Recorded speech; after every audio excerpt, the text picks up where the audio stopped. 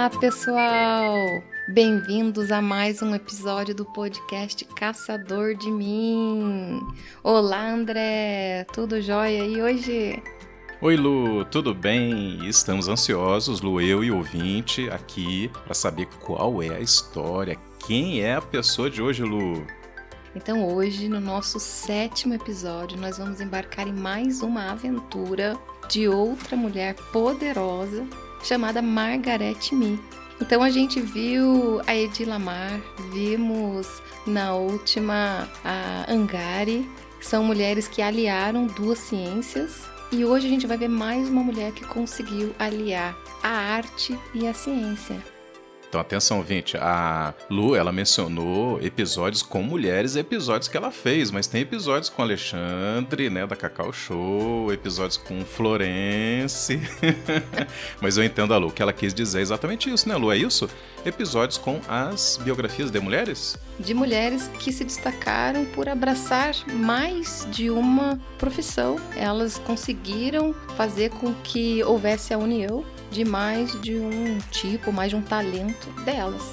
Mas quem quiser ouvir os episódios com os rapazes, é onde que vai, hein, Lu? Podcasts anteriores.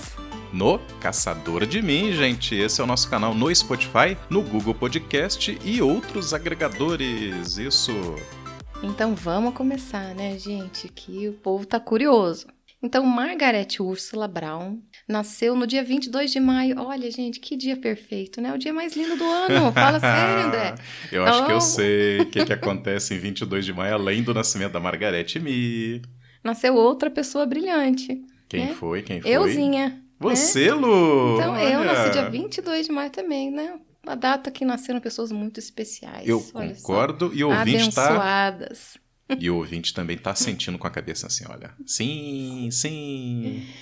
Então, ela nasceu em 1909 na Inglaterra. A sua infância foi bem envolvida com causas políticas, era uma família preocupada com os direitos dos menos favorecidos, então ela teve essa influência. Como eles moravam longe de escolas, a mãe entregou as crianças, era ela e mais 3 irmãos, para a tia Ellen dela, que era ilustradora de livros infantis e incentivou esse talento nela, na Margaret, e nos seus irmãos também.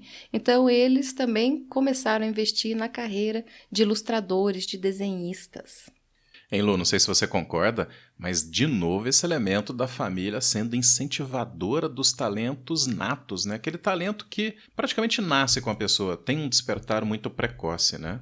Exatamente. Ela estudou na Escola de Arte, Ciência e Comércio de Watford. Se casou em 1936, aos 27 anos, tá, com Reginald Brute Bartlett. Eles eram ativistas sindicais. Ela morou um tempo na Alemanha, teve uma vida bem atribulada lá, porque pensa, uma pessoa que defende as causas humanitárias, defende os mais fracos em plena época de guerra. Então, Hitler ali perseguindo as pessoas, quase foi presa lá várias vezes. Poxa vida, que coisa! Presenciou cenas horríveis. Mas o casamento não deu certo, se separaram em 1943. Ô Lu, eu tava fazendo um cálculo aqui depois de 7 anos, né? Uhum. Será que é isso mesmo? De 7 anos não passarás. Esse é o número cabalístico? Brincadeira aqui, ouvinte. Para descontrair, inclusive, né, Lu? Porque, olha só, esse foi um período trágico, né, de toda a história da humanidade. E olha só o enfrentamento dessa mulher com um acúmulo de situações extremamente difíceis de lidar, né? Não só conjugação em relação à política, à guerra, perseguições e no âmbito pessoal. Isso às vezes acontece, né, Lu? E o ouvinte tem que estar atento, porque às vezes o mundo parece estar desabando mesmo, né?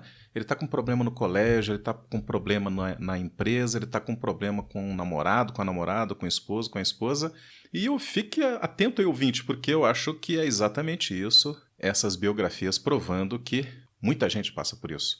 Mas daqui a pouco vocês verão, com a fala da Lu, quais são as superações, né, Lu? Vai lá. E esse é o mais importante, né? Apesar de todas as dificuldades, ela saiu da Alemanha, óbvio, retornou para a Inglaterra, tá? E durante a guerra ela chegou a trabalhar como maquinista, depois foi contratada como desenhista numa fábrica de aviões, onde ela trabalhou até o final da guerra. Terminando a Segunda Guerra Mundial, ela retornou aos estudos que ela havia deixado de lado toda essa parte de desenho, né? Toda a parte, o lado artístico dela tinha sido deixado de lado, relevado. E agora ela retornou à paixão dela, que era o desenho, e se matriculou numa escola noturna de arte para poder trabalhar durante o dia, a Escola de Arte de St. Martin, em Westminster.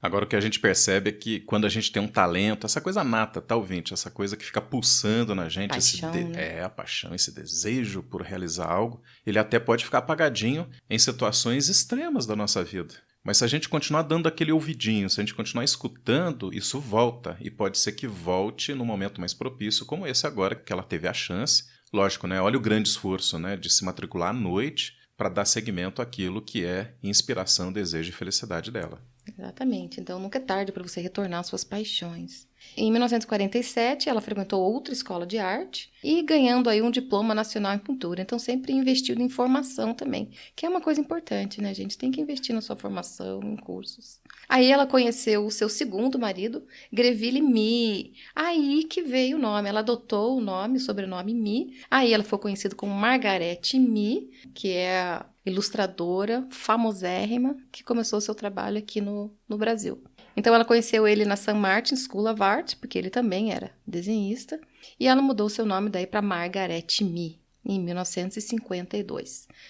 Essa proximidade, né, de ofício, do que eles faziam, desenhistas, artistas, você acha que ajuda isso? Ajudou ela? Ajudou muito. Porque daí, nesse tempo, os dois resolveram vir para o Brasil. Então, veio ela e o marido para o Brasil. Então, ela adotou o nome dele em 52, mas eles só foram oficializar o casamento, só se casaram mesmo em 1980.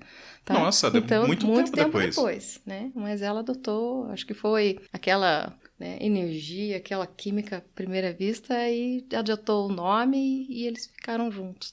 Ô, Lu, esse sobrenome até eu adotaria, que ele é tão fofinho, né? Mi, ouvinte, se escreve assim, M-E-E. Mi, olha que sonoridade bonita. Então, ela já aos 42 anos, né, se muda para o Brasil com o marido. E começou a lecionar na Escola de Arte St. Paul's, a British School, em São Paulo. Então, ela começou morando lá em São Paulo. Nossa, e como que ela começou a fazer ilustrações de plantas? Foi por um acaso, ela passeando num parque ali em São Paulo, que ela observou um pé de mamona, gente. Planta mais comum. Quando eu era criança, a gente catava aquelas bolotinhas de mamona e fazia guerrinha de mamona. Você fazia guerra de mamona quando criança, Lu, né? você fazia guerra de mamona, eu fazia guerra de mamona, grande parte dos nossos ouvintes aqui fizeram guerra de mamona. Isso dói, mas é um tanto quanto inofensivo. Ouvinte, desde que você não coloque numa tiradeira ou estilingue, depende da região do Brasil, né? Porque aquilo ganha força e aí se machuca. Mas se você tacar uma mamona assim, né? Só com o dedinho, é uma mera diversão. Seria a versão antiga daquele esporte atualmente? Como é que chama, Lu, que você atira com armas de ar, né? Airsoft. Como é que é? Repete aí. Airsoft. Airsoft é a versão moderna, gente. Airsoft da guerra de mamona. Com bolinha de mamona, exatamente. E era divertido. Então, ela viu aquele pé de mamona, achou a folha fantástica, o fruto fantástico, desenhou. A partir daí, ela se apaixonou pelo desenho das plantas e decidiu que era isso que ela ia fazer na carreira dela. Então, a partir de 1956, ela já estava com 47 anos. Por isso que eu falo, gente, nunca é tarde para você começar uma paixão, para você descobrir um talento. Perfeito. Lu, nessa altura aqui, eu tô imaginando, eu tô com uma dúvida, acho que é o do ouvinte também. O que marca a Margaret Mee? É isso? É ilustradora de plantas? Exatamente. Por isso que você disse então, que aos 47 anos, quer dizer, olha aí o despertar ou a consolidação, né, de uma perspectiva do que é o ofício, do que é o trabalho. Da carreira dela. Da carreira. Começou aos 47 anos. Então, aí ela começa a primeira expedição dela para a Amazônia, porque ela cismou com bromélias, ela escolheu determinadas plantas que ela queria desenhar, que ela queria ilustrar. E ela era fantástica, ela desenhava primeiro com grafite, depois ela usava aquarela. Quem não conhece a técnica de aquarela, procura no Google, porque é uma técnica muito legal, com tons muito suaves, e ela fazia verdadeiros desenhos perfeitos da planta.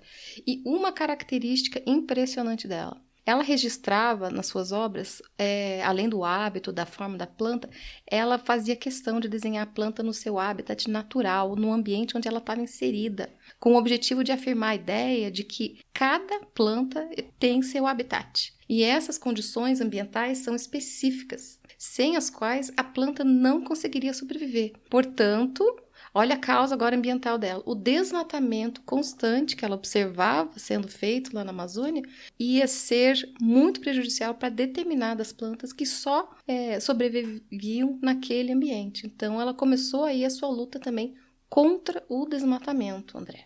Que coisa linda, né, Lu? Então, nós devemos supor, acho que é isso, me corrija se eu estiver errado, Lu, que se ela privilegiava retratar as plantas no seu ambiente natural, ou seja, não está num vaso, num jardim artificial, então a Margaret Mee ia até o local, lá, é isso? Lá no meio da floresta, do lado da cachoeira, no alto do penhasco. Essa é a Margaret Mee aventureira? Exatamente, essa é a Margaret Mee aventureira. Agora, olha só. Um podcast anterior. Lembrou alguma coisa para você? Alguém que ia em expedições também? Retratar isso? Eu lembrei, é por isso que eu estou citando aqui.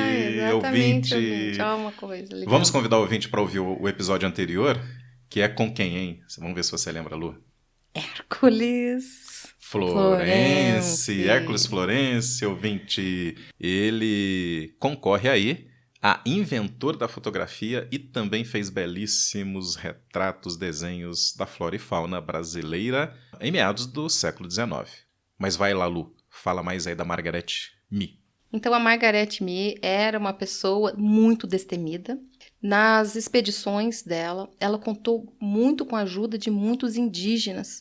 Então, ela fazia contato, ela não tinha medo de se aventurar na mata. Ela foi picada por diversos tipos de insetos, vespas, marimbondos. Cada picada mais doída que a outra. Ela falou que ela ficou imune a todas as picadas, né? Mas ela nunca perdia a determinação e o objetivo dela, que era de retratar toda essa parte da flora brasileira. Lu, a gente até pode substituir essa questão das picadas, né, dos insetos, enfim, de toda essa dor do caminhar, né, em direção àquilo que ela quer fazer, metaforicamente, para aquilo que o ouvinte pode estar sentindo nesse exato momento, ou já sentiu ou vai sentir. Na sua jornada, ouvinte, olha só, não é exatamente insetos, mas a vida vai te causar dor. As trilhas serão de difícil acesso, mas vai lá, persista e prossiga. Gente, são obstáculos às vezes que surgem no caminho que a gente tem que superar. Então, foi o que ela fez. Então, ela fazia longas viagens, ela ficava dias acampando, com muita paciência, porque ela tinha que desenhar as flores, as plantas, quando elas estavam florescendo, para poderem ser identificadas depois.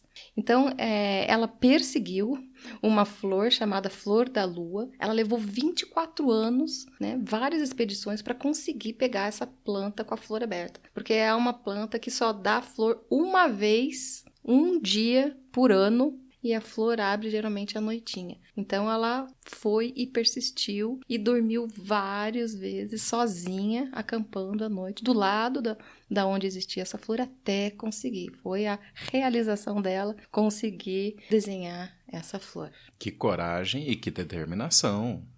Importância também. Margaret Mee, ela desenhou algumas espécies que hoje estão extintas, você acredita, André? Por causa do desmatamento. Dependemos desses desenhos para conhecer, né? Exatamente. Então, existem plantas como uma chamada de Neurogélia Margaret, o nome dela foi dado em homenagem a Margaret Mee, que descobriu a planta, e logo em seguida ela foi extinta, levou à extinção. Então, hoje você só encontra ela na forma de pinturas da Margaret Mee mesmo.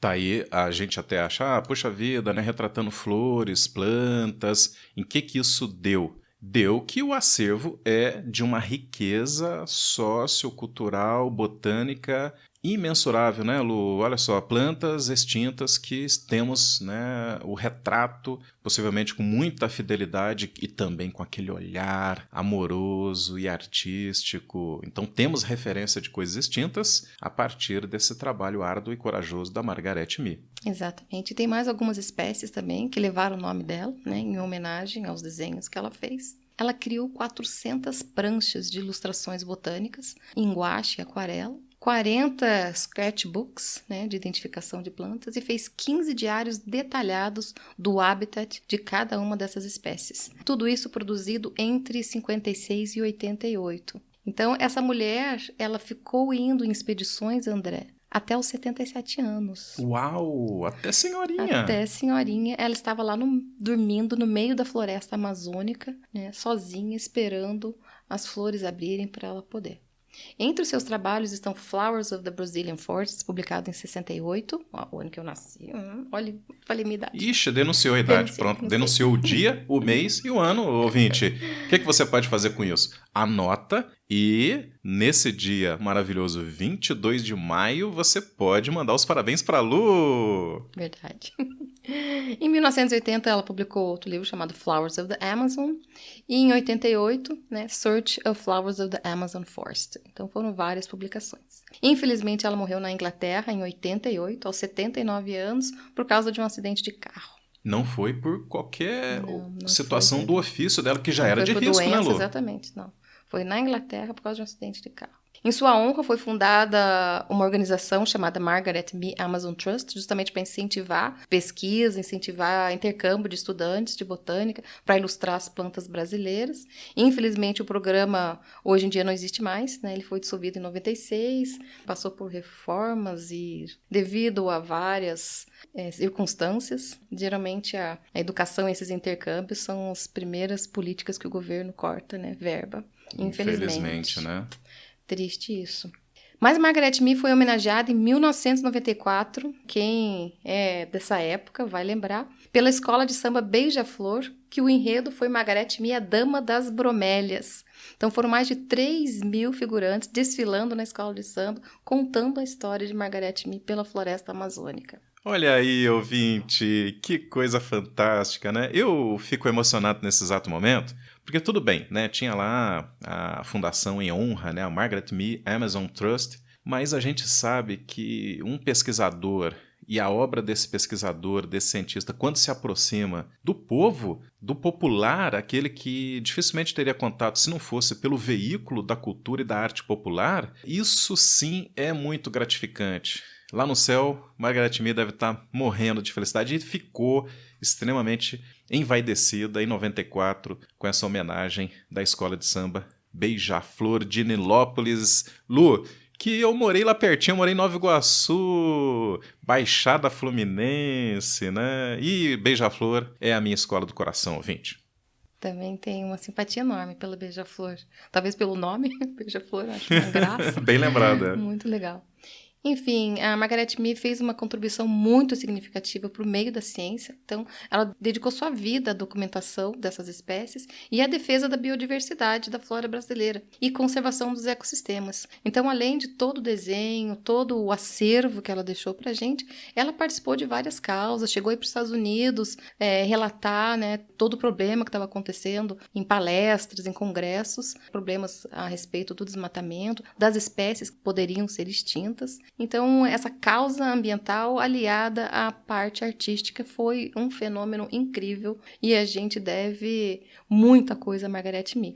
Por isso que eu acho super importante, né, trazer no podcast, foi o que eu falei, essas pessoas da ciência, elas devem ser relembradas sempre. Muitas vezes são esquecidas ou às vezes nem têm o seu talento reconhecido por toda a população. Então, é uma obrigação nossa agora, né, André?